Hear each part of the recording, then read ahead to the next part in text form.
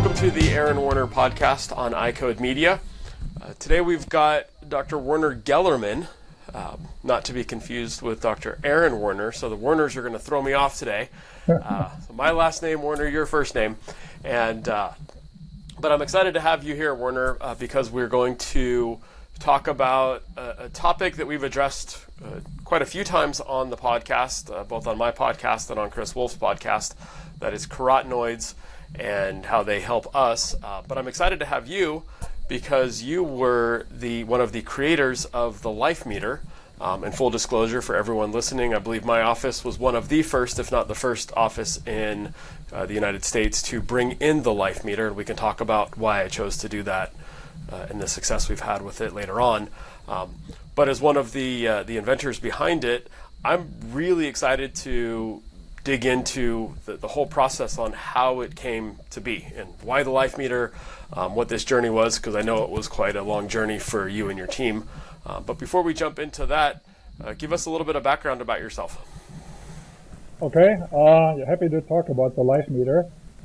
My background is in physics. I started out researching topics in solid-state physics and laser spectroscopy a long time ago. And then about 20 years ago, I met a retinal surgeon at the University of Utah, Paul Bernstein, who kind of challenged my group to come up with spectroscopy methods to detect macular pigment in the living human retina. And then we kind of scratched our heads and thought maybe which spectroscopic technologies would work best to just do that. So, and out of that involved various methodologies to measure carotenoid pigments in living human tissue. So, very cool. And you're still at the university, correct? Right now, I'm an adjunct at the University School of Medicine, and I'm mainly running our little company here, manufacturing carotenoid detection devices currently in the skin, and also researching further refinements of the methods to measure them directly in the human eye. So, very cool. So we've our audience is quite varied, from doctors to team members to individuals who don't work at all within the eye care or healthcare field. So can you just walk us through a real high level? What is spectroscopy? What's the technology, and then we'll dive into how we're using it. Well, spectroscopy is basically the analysis of light. You shine a light source at some object, and then you look at the light coming back. And if you're lucky, then your object of interest kind of manifests itself by producing some sort of an imprint on the light that's coming back to you. So that's basically what spectroscopy is. So perfect, and we know in eye care that we want to make sure that we measure macular pigment, and using spectroscopy is a whole lot easier and safer than dissecting. You can only do that once on an eye. So we want to find something, I'm sure this is why Paul Bernstein came to you all, because we need to know what's happening in the eye in a live subject, right? And how we can measure what's happening in the eye. We can do blood work to measure different things in the blood. We can do biopsies to measure different things in the skin, but we can't do those type of analysis and invasive analysis in the eye. And so certainly spectroscopy is a great way to understand what's happening in the macular pigment. And I know you said, I believe that you've been working on this for 20 years, you and your team? Yeah, it's about 20 years by now. Mm-hmm. 20 years. So walk us through the process and what you looked at, what you found successful, perhaps successful in the research lab, but maybe not scalable to the clinic settings, and kind of what the path was that got us to where we are today. Okay, initially, we started out measuring carotenoids directly in the human retina. Obviously, you need to start out with some some models. You cannot just shine a laser beam directly into the human eye. Yeah.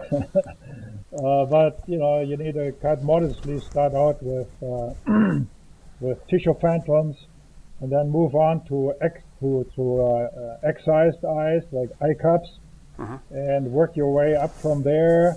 Refine your instrumentation, see whether you can eke out the spectroscopic signatures of the macular pigment with low light levels. Yeah, that's a key challenge in the eye, as you can imagine. If you want to shine a laser beam through the pupil directly into the most sensitive area of the human retina, you better make sure that you're safe and don't run into a situation where you only measure once. Yeah, that would be bad. Yeah. That's kind of how we started out, and initially we used a method called Raman spectroscopy, which takes advantage of the unique properties of the carotenoid molecules. Carotenoids, of course, are behind the macular pigments. There are 3 carotenoids in the retina. Those are lutein, zeaxanthin, and mesozeaxanthin. You see the structure here. Can you see the? Yep, we can see it. Yep, and a great point for those of you who want to see the slides. Werner showing some slides and some images. We'll have that on the YouTube channel that we'll link in the show notes. So if you want to, if you're listening to this, we'll discuss what we're seeing. But if you are a visual learner and want to see the images, jump over to YouTube. Great, yeah. In the human body, or in the bloodstream, you have about 6 carotenoids: beta-carotene, lycopene, zeaxanthin, lutein, beta-cryptoxanthin, the ones we are interested in. And in the eye, you have lutein, zeaxanthin, and mesozeaxanthin. And what you can see here, all of these molecules are pretty long chain-like molecules, and they're consisting out of a carbon backbone. And it's the vibration of this carbon backbone that we can detect with Raman spectroscopy. If you shine some laser beam onto these molecules, they start to wiggle, and they shift the frequency of the target laser to some shifted wavelength, which is about 30 nanometers away. And then using some very sensitive detectors, you can try to eke out this very weak, scattered laser signal. And in this way, get a unique spectral fingerprint on these molecules. So that's the basic idea behind it. So, very cool. And then from there, you obviously establish a baseline so we can determine what healthy levels are and what unhealthy levels are. Right. Yep, we can do that. So go ahead. Yeah, that's where it worked in the lab. Okay. But of course, there's some disadvantages with the technology in that it uses a laser beam. So that's not ideal. It's relatively tricky to get below the safety threshold. So we then switched to some other technologies, including reflection technology, and also fluorescence methods to get hold of these macular pigments. If you like, I can get into the nitty-gritty of each. Yeah, let's dive into the nitty-gritty of each and what the benefits and what the drawbacks were, because I would really like to understand how we ended up today with the life meter in our office and why we're measuring skin carotenoids and correlating that, how we're correlating that to the eye. Okay, great. Well, to set this into perspective, let's first look at the retinal layer structure. You can see a cross-section.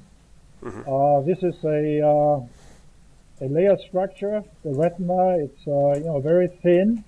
It's only a fraction of a millimeter thick, and it's kind of organized into various layers that the cells have. And you can see here the light comes from the top and then goes into the layer system, and then you hope that you get some spectral signatures coming back from the macular pigment, which sits here in the handle fiber layer and outer plexiform layer, which is here indicated as yellow. So the challenge is to get a spectral signature coming back from these molecules sitting here. Mm-hmm. Okay, so then if we look at the methods that people tried, ourselves and various other groups, they include autofluorescence, reflection, Raman, and also there's a subjective technique called heterochromatic flicker photometry, which is a psychophysical test. If we start with the latter, here's the method. You have a light source and you shine it onto the eye, and then you look at a flickering spectral stimulus consisting of blue and green light that toggles back and forth. And the idea is that the yellow pigment here absorbs the blue light but not the green light. So then you can use a clever way of eking out the absorption of these pigments by adjusting the light intensity of the green spot, which is not absorbed, to the blue spot, or the other way around, so that they match each other. And then from the absorption that you dial in to reach this situation, you can then deduce the optical absorption by the macular pigment. The problem with this is that it's a psychophysical test, so the subject needs to decide when you have a match, intensity match of the stimulus. Also, you need to do it for the periphery and for the center, so it becomes quite tricky. And so far, none of these approaches has really made it into an acceptable technology. There's just too many problems with it. So the main problems are it's very lengthy. If you want to map out the whole spatial distribution of these pigments, it could take up to about 1 hour. 10% of the subjects cannot perform the test.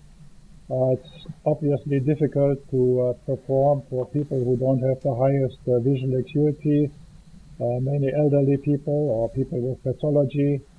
And of course also you cannot really use a validation test with an external standard, because you cannot ask the external tissue what it sees. So that's those are kind of the main drawbacks of this technology.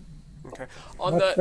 Before we jump over to the new technology, I had a question, because I know that that we've seen some commercially available technologies that use this. Understand that there's 10% that probably can't perform the test, and depending on some of the tests that we do, that's probably there's a number of patients that are going to struggle, whether it's a visual field or whatnot. But you said it takes about an hour to truly map that. Is there a way to shorten that down, or when we try to shorten down the test time, do we see just a non-repeatability? Do we see just bad results? What happens when you try to take that hour-long test and shorten it down to a 5-minute test? Yeah, to put this into perspective, let's jump ahead a little bit here and see what other technologies can do. This is the autofluorescence imaging, and you see here, this is the macular pigment area. You kind of see here in black and white rendition of the image that you have a spatial distribution actually of the macular pigment. It's not just a continuous concentration in this area of the macula, but it peaks right in the middle in most cases and then drops off to the side, okay? So ideally what you would like to have is a methodology that can map out the spatial distribution of these macular pigments, and that's something that the flicker photometry cannot do. Yeah, you only get 1 point.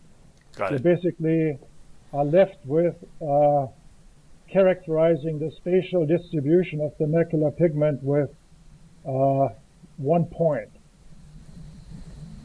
Got it. Which you can increase, let's say, to a fraction of a millimeter or something like that. But basically, you're trying to approximate an image with a fraction of the image. And if you want to do it as good as it's possible with the technology, you would have to move the stimulus across the spatial distribution, and then try to generate a spatial distribution, from pixel by pixel measurements. So that's the main problem. It's a non-imaging technology. Got it. So you'd really have to map it out one point at a time to figure out. Right, and where if you you're want at. to do that, that takes at least an hour or so, which is Makes sense. basically unacceptable for convenient measurement technology, especially in ophthalmology settings and clinics. These professionals, they want to just take a snapshot, taking only a few seconds, and then move on to the next subject. Yep. That's the main problem with this technology. Makes sense. So the autofluorescence we talked about, what are the positives and benefits from looking at the autofluorescence imaging? Yeah, right now that seems to be the most promising approach, where the methodology is like this. I mean, the basic principle behind this is where you shine a blue light beam. Yeah, remember the blue light is absorbed by the yellow macular pigment. You shine this blue light into the retina, and then what you try to do is you try to generate an internal light source generated by some compounds which are called lipofuscin. They sit in the retinal pigment epithelium and have a very strong emission in the near infrared wavelength region. And then what you do is you look at this emission, which is uniform throughout the retina, yeah, very uniform. You compare the strength of this emission in the periphery of the retina with the strength of the emission in the macular region. In the macula it's absorbed, and in the periphery it's not absorbed. And then you can eke out the concentration of the pigment by taking the ratio. So that's the basic spectroscopy principle behind it. And the beauty of this is you can do it with imaging. So you have a sensitive detector, and if you combine it with confocal imaging and a scanning laser excitation principle, then you can map out the image of the absorption throughout a large chunk of the retinal area, including the optical nerve, macular area, and get very nice, highly detailed images.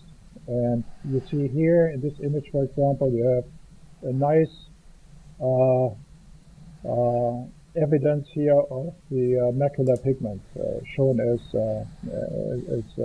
attenuation here. Then you can display this in pseudo-color representations and display it as images. Yeah. Mm-hmm. The beauty of this is too is that it has shown that these spatial distributions of the macular pigment exist actually in various forms. You can have a central distribution looking kind of like a volcano, or you can have something like this here, which kind of looks like an atoll, where the central macular pigment has degraded, and you just have a ring-shaped distribution left. So that's something you could never do with psychophysical techniques.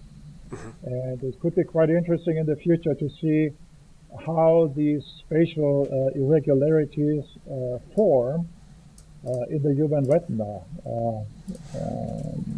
Maybe they could be indicative of problems forming. Maybe you need to have a peak central strong distribution, and then it breaks down.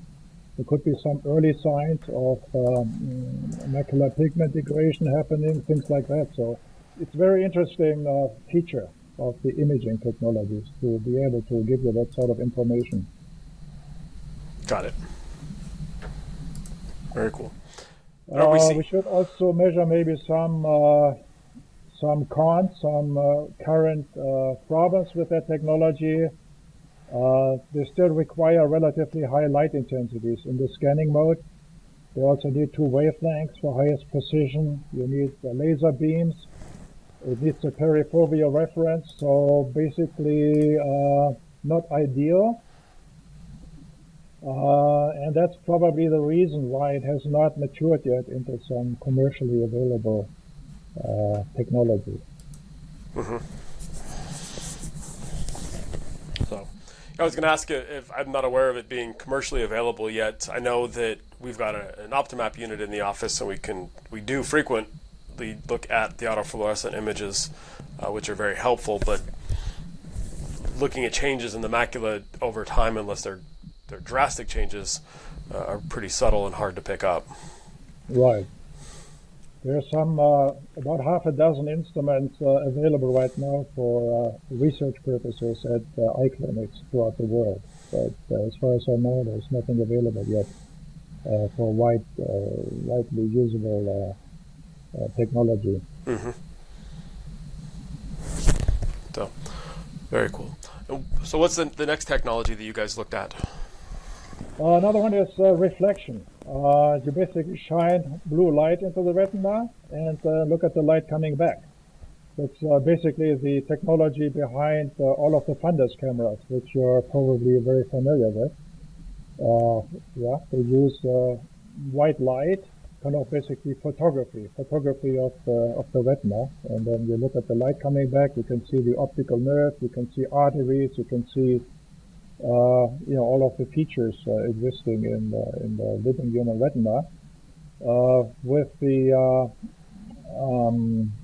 for the detection of the macular pigment, you can refine this a little bit and just use blue light again for the same reason as the principle underlying the other technologies, where the blue light is absorbed by the macular pigment and other light components are not. So you shine the blue light into this retinal layer system and then look for the light coming back, and in the region of the macular pigment the blue light is attenuated, whereas in the periphery it is not.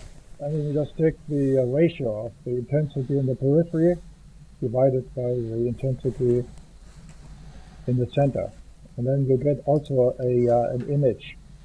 You get basically an image of the macular pigment distribution. The big problem with this technology, though, is that, as you can see here, the blue light needs to go through the whole retinal layer system, including the blood-containing layer here, subcutaneous layer here, the choroid here in the back, and then you rely on the weak reflection coming back from the sclera, at the end of the retinal layer system. Then it goes back through the choroid and out into the detector. So that's the main problem. You end up with very weak intensities, and somehow you need to correct for the absorption of the blood, which you cannot remove in the choroid. So the problem is there are many algorithms here. People have tried to model the absorption of the blood in the choroid, and you have kind of like 7 adjustable parameters trying to fit the background absorption of the blood. So that's the main problem. So currently this technology also is not satisfactory, and basically gives you the same result independent of the macular pigment concentration pretty much. So it's that's definitely not acceptable. Mm-hmm. Then there's Raman scattering. Of course, we talked about this briefly before, but again, also uses laser technology and also not acceptable. So that's the reason why we settled on detecting the concentrating on an indirect measure of the macular pigment, and that is detection of the carotenoids in the human skin.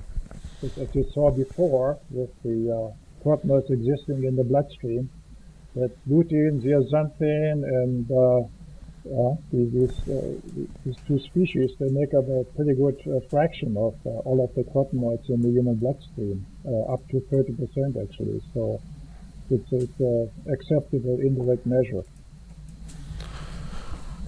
So let's talk about, it's an interesting jump from the eye to the skin, and I think it makes sense because the carotenoids are carried in the bloodstream, and so if we can look at the concentration in the skin, and I'm sure I know you guys did the studies and looked at the correlation between the concentration of the carotenoids in the skin and the eye. What was that path like? What did those studies look like, and what were the relationships that you found? Yeah, first, to put this into perspective here, I showed you the crop notes before. You might want to look at this one here. This is actually an HPLC chromatogram of egg-sized skin. So when you analyze egg-sized skin, you see here lutein, zeaxanthin, the cryptoxanthins, the carotenoids, lycopene. So all of the carotenoids actually that are in the bloodstream also show up in the skin, yeah, which is the key to all of this. And then the idea is to eke out those carotenoids from the skin background. So you need to do this with spectroscopy. It's not that easy, obviously, as you can see here from this slide. This shows you the skin layer system. It's also a very heterogeneous tissue system here. We have the stratum corneum here at the surface. And then you have some deeper layers. Yeah. Then you have the basal membrane with the appearance of blood vessels in there here occurring. And you see here, then there's sweat glands, so it's a very inhomogeneous tissue. So you need to also find some tricks on how to eke out the carotenoids that sit here mostly in the outer skin layers, how to eke those out from the background of other chromophores, which in the skin obviously include blood, which is shown here in this spectrum here, very strong absorption. Obviously, if you look at your hand, for example, it looks kind of reddish. Yeah, this coming from the blood in the skin, and then also you have a contribution of melanin, which is a very strong absorber throughout the whole spectrum. And on top of that, you have the carotenoids, which absorb in the blue-green spectrum. So you need to kind of come up with a method on how to eke those out. So, and the question on the melanin, because you brought it up, and obviously our patients all come in different shapes and sizes and backgrounds and different amounts of melanin. How does that play a role in measuring skin carotenoid and normalizing what the results are, and how can we then be confident in taking those results and comparing it to, relating it to where we expect them to be, their macular pigment levels? Yeah, that's a good question, and that's caused us some headaches for a while, but we figured out how to do that. And the way to do it is to use a spectrograph that measures the complete reflection of the light across the range from the near ultraviolet to the near infrared. So if you do this, you see here a rendition of the reflection spectrum. And you see here absorptions coming from the carotenoids in this range. You see contributions from the blood, and then you see also contributions from the melanin, which underlies the whole spectrum, going from the near ultraviolet to the near infrared. And what you do is you develop a deconvolution algorithm that takes all of these absorptions into account. Yeah? Luckily, they all have a different spectral signature. For example, the carotenoids only absorb here, nowhere else. The blood absorbs here, nowhere else. And the melanin is a continuous absorption background underlying all of these. So if you model this correctly with an appropriate algorithm, you can basically subtract the confounding chromophores from the spectrum of interest and then eke out the carotenoids in this way. One trick that we use also is to squeeze out temporarily the blood, because it's a very strong chromophore dominating the whole reflection spectrum of the skin. If you look at the skin, and if you do this simple trick by just pushing the blood away a little bit, you see that what's left behind is yellowish looking skin, and that's what you measure, and then you have a handle of the carotenoids.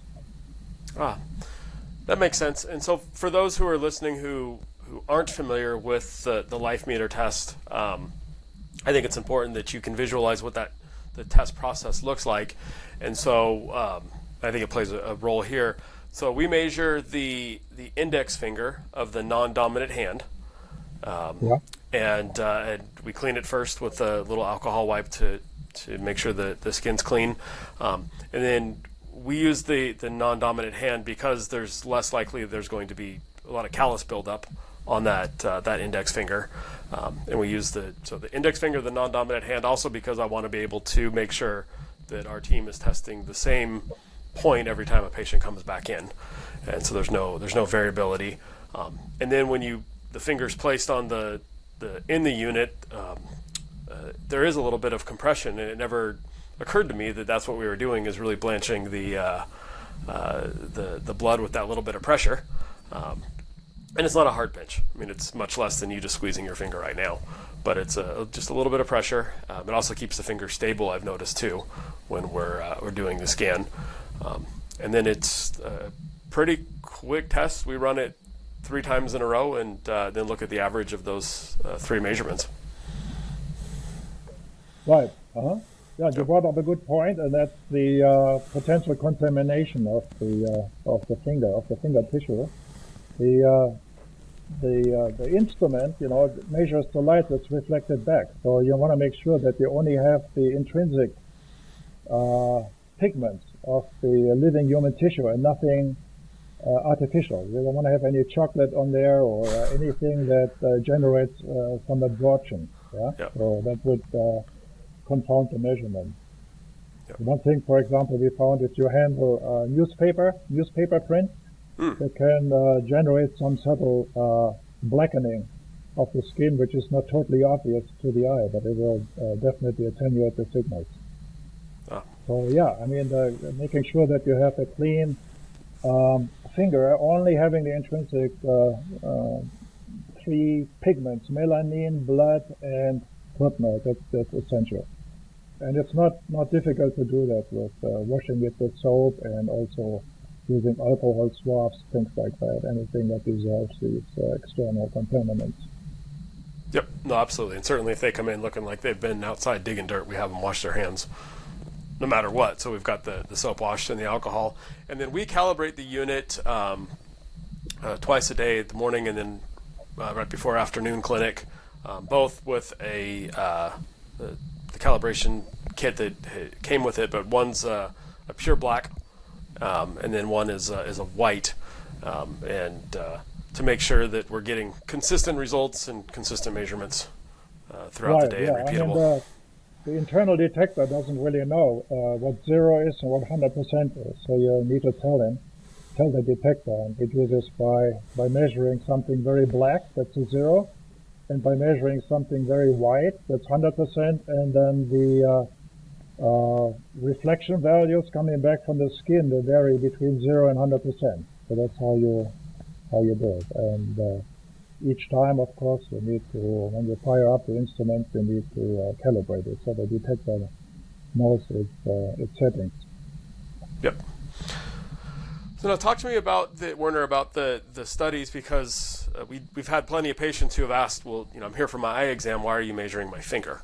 And so what were the studies that you did to look at the correlation between the skin carotenoid levels in the finger test and how that correlated with carotenoid levels in the retina, so that we can confidently tell patients, that this is a quick, safe, and repeatable test to do?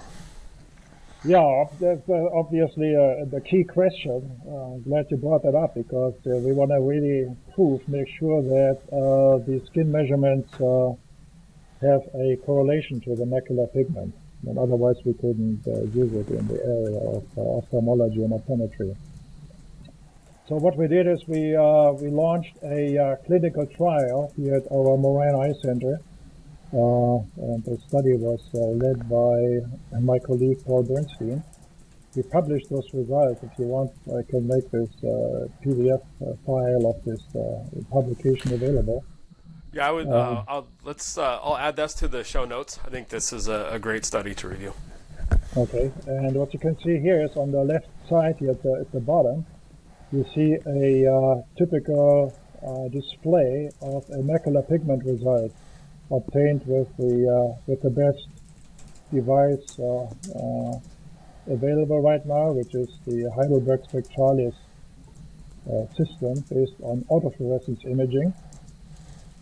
You see here the macular pigment distribution, how in this case for this subject it goes from the center here, it drops down quickly to the periphery, yeah. And then here you see a black and white rendition of the image, so you can quantify very nicely the macular pigment existing here in the macula with this device. And then we compared it with a skin measurement, and then plotted the skin results versus the macular pigment results here on the lower right portion of the slide here. And as you can see here, all of these blue points are individual measurements.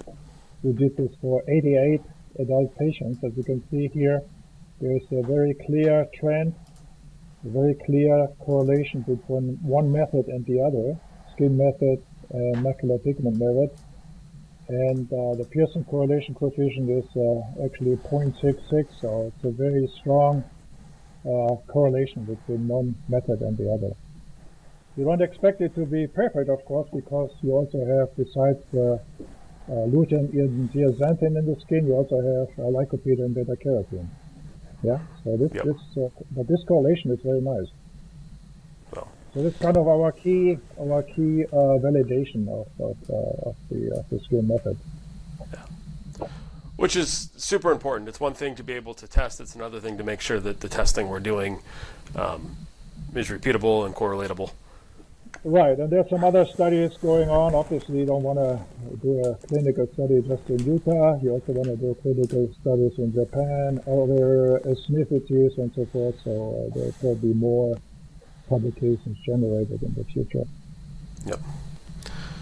So what I found is to be really interesting, because we've had it in the office, probably 18 months now, is really how low the average population or the typical population is in skin carotenoid levels, and even those who say they eat a healthy diet or eat a Mediterranean diet or eat all their vegetables, I really haven't seen a huge correlation between someone telling me what their diet is and what their skin carotenoid measurements are.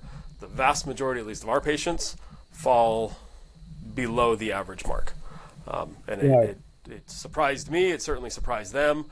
It's no longer surprising. We've come to expect it.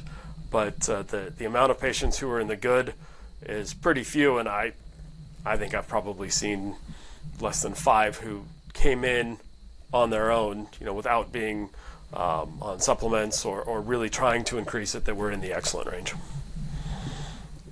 Yeah, it's interesting observation that you made there. It agrees with what we also saw with other groups. I mean, to measure a large number of people, you see actually a nice bell-shaped distribution here. So people vary from very low levels to high levels, and it turns out that the center of the bell-shaped curve is actually corresponds to a concentration of the carotenoids which is too low. Mm-hmm. So you see this in various populations, that on the average, people do not consume enough carotenoids to be right where they should be. Yep. And I used to think, and I used to educate patients, as I was taught, that if we want to increase carotenoid levels, we just need to eat more green leafy vegetables and colorful vegetables and whatnot. I'm starting to question that now. I don't necessarily have all the science to back up the next statement I'm going to make, but I don't think that there's such a tight correlation between our diet and the carotenoids we're consuming or that are available in that diet. I've had lots of patients who swear that they eat really well. They show me they eat well, but their scores are still significantly lower than would be expected based upon their diet. Right, I expect somebody who's eating McDonald's every day and drinking Diet Cokes probably not to have high carotenoid levels. Someone who is very aware of their diet and eats the green leafy vegetables, the Mediterranean diet that we all talk about, I would expect to be higher. So it may be, I'm just surmising here, but I think that the food we get is, at least in the U.S., isn't as healthy as it used to be. right? The same lettuce, the same head of cabbage. It just doesn't have the same nutrients that, a few generations ago did. Yeah, that's probably true. I mean, there are many factors influencing the concentration of the carotenoids that end up in your skin and your eye. So, I mean, the best way is to measure them and not really rely on food frequency questionnaires, things like that people used in the past. Yep. I mean, who knows exactly what he ate last week? I mean, you just need to measure it. Also, one interesting aspect here is that if, say, 10 people eat exactly the same diet for a couple of weeks, the concentration of the carotenoids you will see in the skin will be different. Mm-hmm. Everybody is a little bit different, and that's due to the genetics influence of all of the parameters controlling the uptake of the carotenoids in the tissue. Yeah, so that's why if you're interested in, for example, in lutein and zeaxanthin, you might want to supplement yourself with those two carotenoids because they're needed in the retina. So you don't want to rely on just eating some this or that vegetable. Yep. Also, maybe in your individual case, maybe that your uptake of these carotenoids is not as efficient as in some other subjects. So, I mean, it's really important to measure the levels in your skin and go from there. No, I've learned to wholeheartedly agree with that statement, and instead of talking about what we should be doing, really measuring what's happening. Quite frankly, we do that in almost every other disease state that we treat. Right. we have form or function measurables that we measure, and then we compare against to see if there's progress or change or lack thereof, if we're trying to keep things from getting worse. What I found is interesting, even with individuals who supplement, and this isn't a discussion about supplements, but because they're not as regulated, I'm not convinced that every supplement has inside the little pill what it says it does, because patients swear that they're taking the an AREDS formulation or a formulation from somewhere that has lutein in it and zeaxanthin in it, whatnot, but their scores are still really low, and we've seen, so our office chooses MacuHealth. We've talked about it before on the podcast as to why. But switching supplements, I've seen an increase, and switching how they take the supplements, I've seen an increase as well. So because we've seen the difference, we now make sure that when patients we put on MacuHealth, we're telling them to eat it with a meal, or take the supplement rather with a meal. That way they're increasing their absorption. And to your point, sometimes you brought up earlier, everybody's absorption is different, and so some people, the vast majority, seem to do well on the recommended dose. I've had to up the dose on other patients just because we weren't seeing the bump we were expecting to see. But when we increased the supplementation, it made a difference.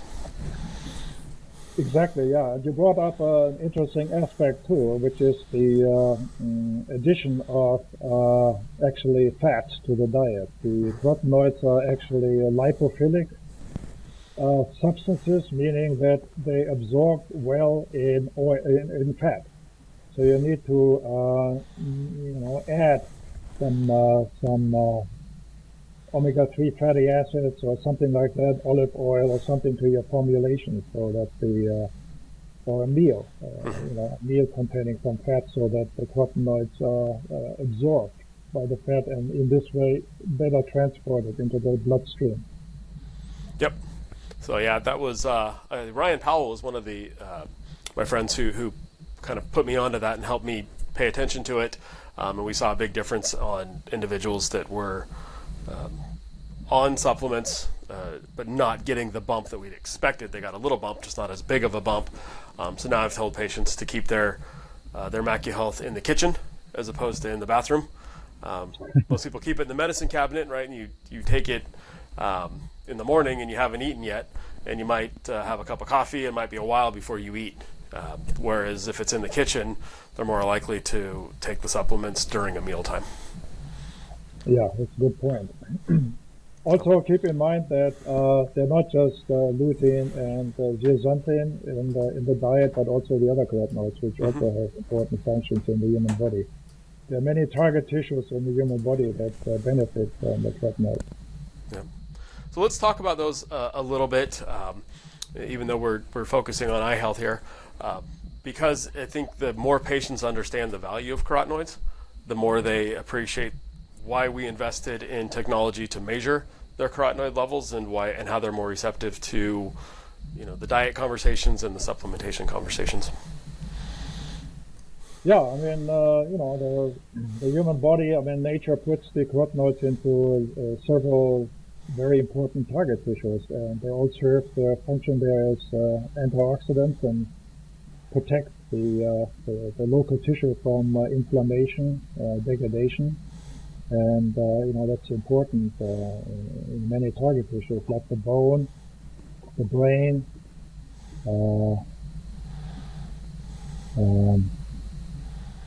skin is the largest organ in the human body that needs to be protected against oxidative assault from sunlight and, things like that. So it's very important.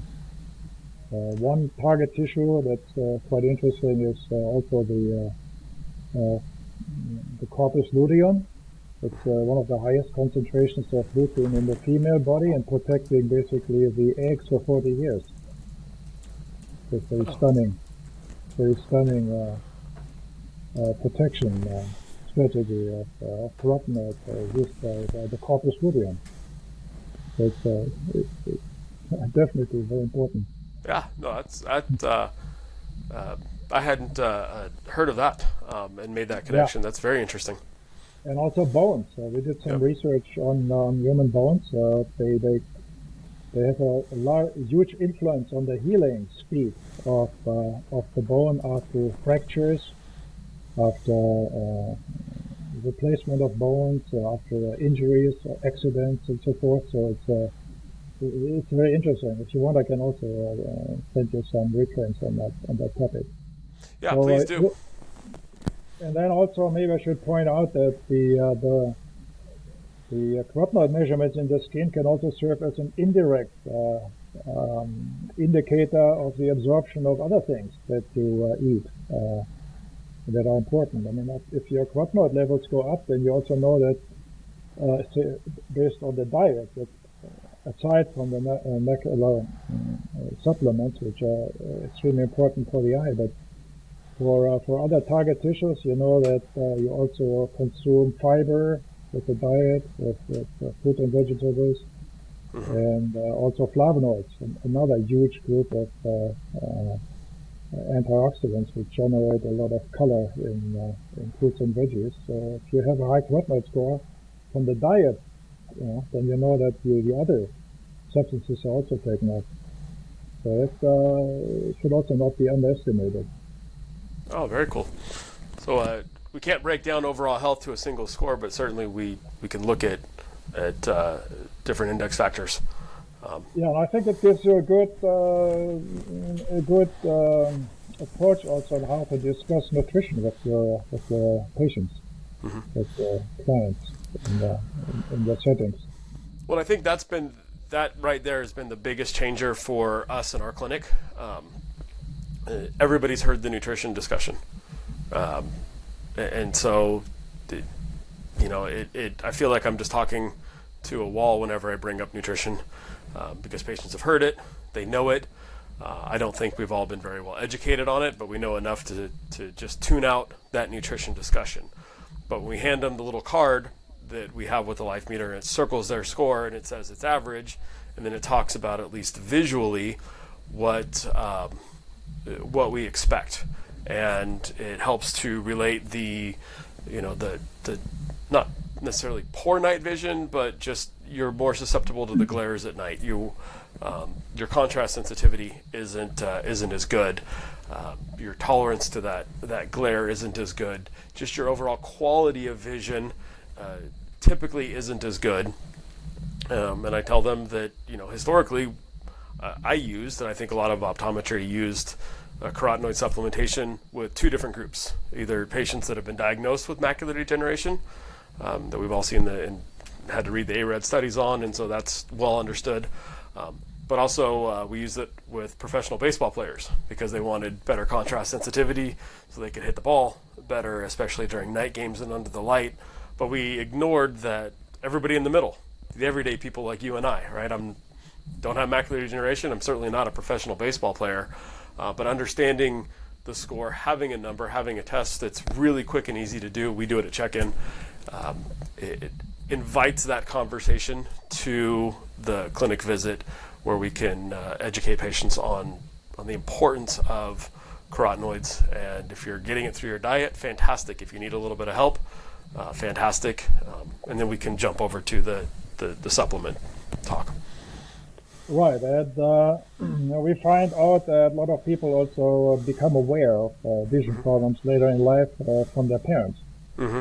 So if you look at the previous generation, they're saying, well, maybe there's something I can do about that by making sure that my macular pigment levels are high, because if they're high, then the ARED study has shown that it reduces the risk for macular degeneration and very likely also other vision problems like glare sensitivity and things like that. So it can't hurt to protect the eye. Yep, absolutely. And there's a lot of power in having a score. I mean, in diabetes, we manage via A1C numbers and blood sugar numbers. In glaucoma, we manage with visual field result numbers, with intraocular pressure numbers. Everything we measure and manage in our world really has a score. And carotenoid levels were really tough to do that with.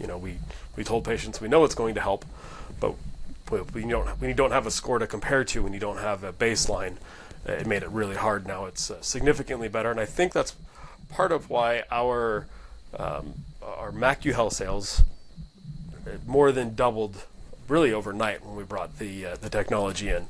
I don't think we changed how we spoke about the supplements in MacuHealth, but I think that it made it more real to the individual patient.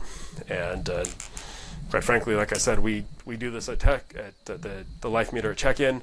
It sits at the front desk, and patients are welcome to stop by whenever they want just to get a quick reading and update their own scores. We see that happen frequently. We're in a strip mall where there's lots of different businesses, and so patients frequently come and we'll stop in while they're doing other shoppings just to see where they're at after being on MacuHealth for the last month or 90 days or whatnot. So, and then Paul, I wanted to Werner get your take too, because I know that that the Life Meter is being distributed through MacuHealth exclusively in eye care. And why did you work with them? And then the model, I think, is interesting because it's not tied to the supplements. A lot of other types of measurement devices are tied to the product that they're associated with. So you sell so many bottles of X, and it helps pay off the testing unit. We've seen it in lenses and eye care, different things. You test so that you can sell that product. This was different because there's no connection financially between what I sell with MacuHealth bottles and the Life Meter. I bought the Life Meter outright. I am free to choose whatever supplementation I want that I feel is best for patients. Why did you guys choose to work with them on your product? You just said it. It's very nice. It's they don't force their customers to buy their supplements. They feel very strongly about their supplements. I think it's a very good one. It works very well, and I think that actually the strategy helps them too. To uncouple this. And we have been working on macular pigments for a long time, so we really like to see the use of our technology in that field to help people get some better understanding of nutrition or supplements, of improving their eye health, and it's kind of a win-win situation for everyone. Well, no, we greatly appreciated it, and we've got a few minutes left in the hour. So I'll share with you, Werner, our story with my office. We were looking at doing an office remodel. It'd been about 15 years since we had a facelift within the clinic, and said, hey, we need to, we want to do it. This is the year we're doing it. So beginning of last year, and twice a year we close down the office for a day. The team meets off-site, and we just go through what our plan is for the next 6 months. We happened to bring in our MacuHealth rep. She said, hey, I want to demo a new device. I said, sure, by all means, bring it in. So she brought in the life meter. First time I've seen it, first time my team has seen it. We measured everybody in the clinic, and kudos to my dad, who I followed into optometry. He's very religious in taking his supplementation, so he scored very high. The rest of us, are working to catch up to him. But we measured, and I saw light bulbs go off in my team's head when they were now seeing a number. It became real, the whole idea about the need to supplement and how it affects you and your general health. And they immediately looked at me and said, we want this. I said, great, when we're done remodeling, we'll want it. Now keep in mind, demo was starting the next week. And they said, no, we want it now. I said, you realize you're going to have to box it up every night, put it in a nice, safe space where it's not going to get dusty because the demo team's coming in. And to their credit, they opened it every morning, packaged it up every night, because we were still seeing patients during the remodel.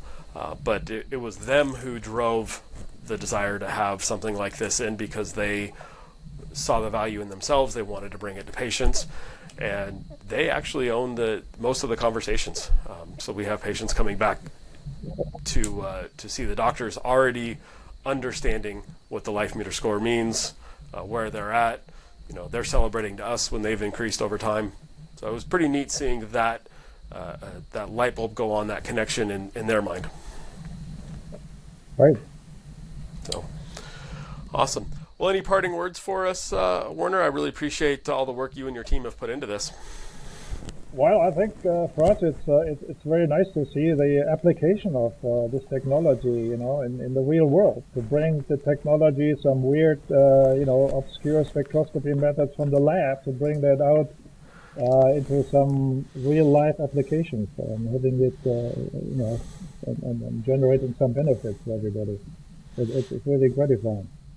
Yep, no, we appreciate it as well, and I know that there's been lots of attempts to bring something commercially to the market, but we wanted something that that did what it said it would do on a repeatable basis, and that we could have a lot of confidence in. So I was really happy when we got it.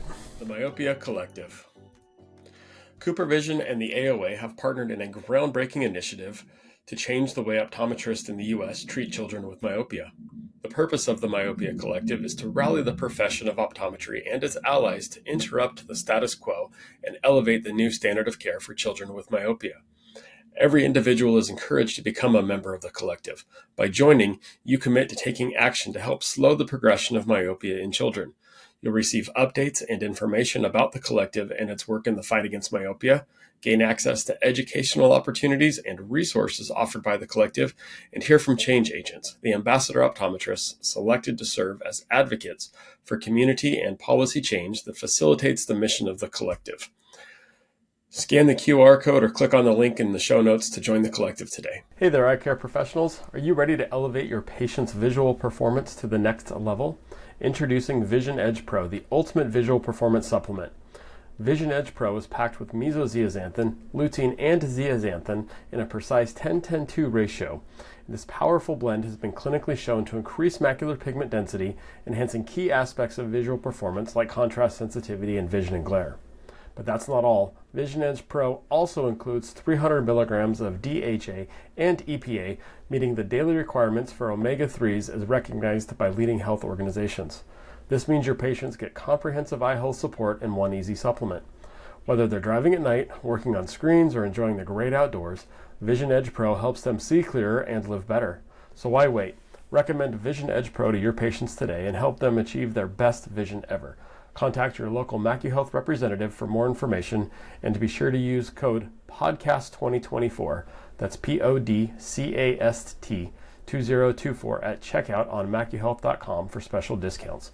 Vision Edge Pro, where clearer vision meets enhanced performance. So Werner, we are back.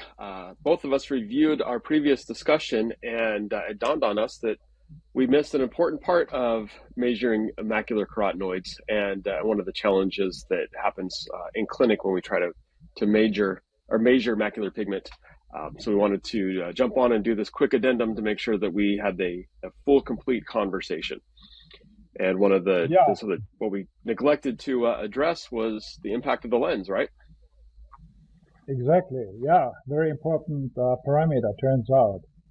So we just talked about all of the retinal layers and how the various imaging technologies and psychophysical methods try to eke out the absorption of the macular pigment in those deep layers back in the retina. But it turns out that we also need to pay attention to the anterior optical media, which are in the light path, from the light source all the way through the anterior media, the cornea, the lens capsule, the vitreous, all of the media back to the retina.